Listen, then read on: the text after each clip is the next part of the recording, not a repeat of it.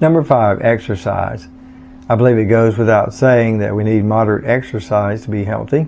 Barbara O'Neill states in her book, Self-Heal by Design, half an hour's exercise a day keeps the human body in good working order. 1 hour of exercise a day will reverse major problems, for example, fungal problems and cancer. Action step. Design and consistently follow an exercise plan that fits your particular schedule and lifestyle. Make it doable and sustainable. Make it a priority. Number 6, proper diet. Look at these data, and I think you'll agree that something needs to change. According to the NIH, nearly 1 in 3 adults, 30.7%, are overweight, and more than 2 in 5 adults, 42.4%, have obesity. According to the CDC, among the U.S. population overall, crude estimates for 2021 were 38.4 million people of all ages, or 11.6% of the U.S. population, had diabetes. According to the American Heart Association, nearly half of all U.S. adults have some type of cardiovascular disease. Dan Buettner, in his incredible book, The Blue Zones, shares some insight into the diets of some of the world's longest living populations. For example, Okinawa. The Okinawan centenarians traditionally ate meat only during infrequent ceremonial occasions. She never drank a Coke in her life, the daughter answered. When she first saw a hamburger a few years ago, Kamada had asked, "What do you do with that?" Hara hachibu. Eat until you are 80% full.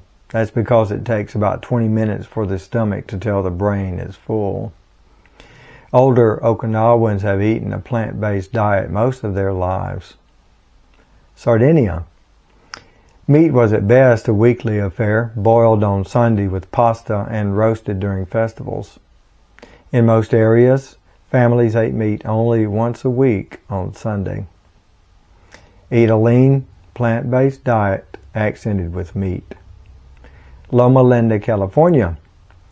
Adventists like Marge Jetton follow a faith that expressly discourages smoking, alcohol consumption, or eating foods deemed to be unclean in the Bible, such as pork.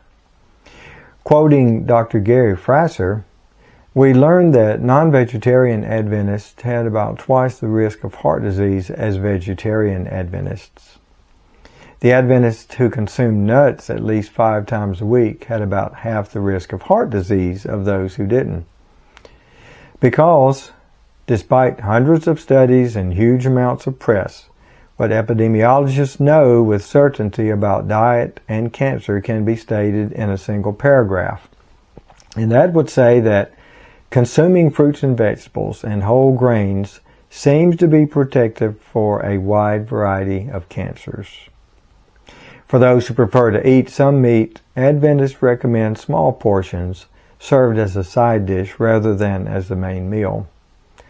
T. Colin Campbell, in his best-selling book, The China Study, the most comprehensive study of nutrition ever conducted, says this: "So, what is my prescription for good health?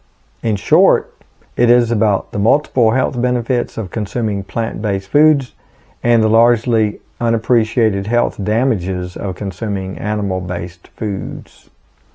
And by the way, Marcia has completed the certificate program in plant-based nutrition from the T. Colin Campbell Center for Nutrition Studies through eCornell. Marcia and I have been enjoying a mostly vegetarian diet for years now. I'll go into more detail on our personal health plan shortly. Action step: eat less, eat natural, incorporate a plant slant to your diet.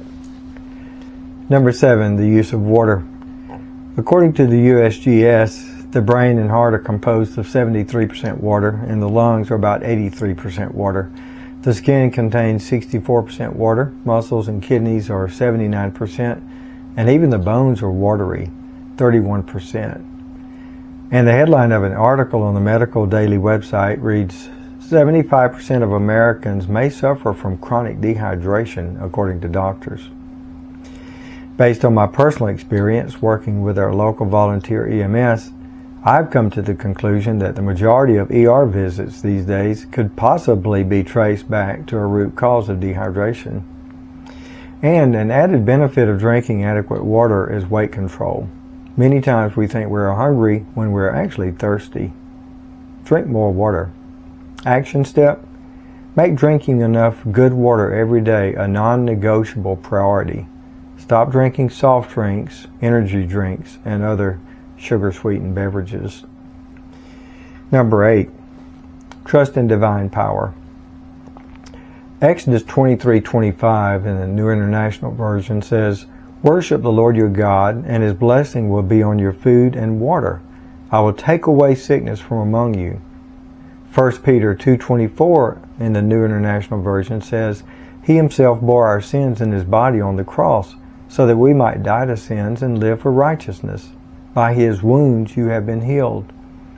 In Psalm 139:13 and 14 in the New International Version, "For you created my inmost being.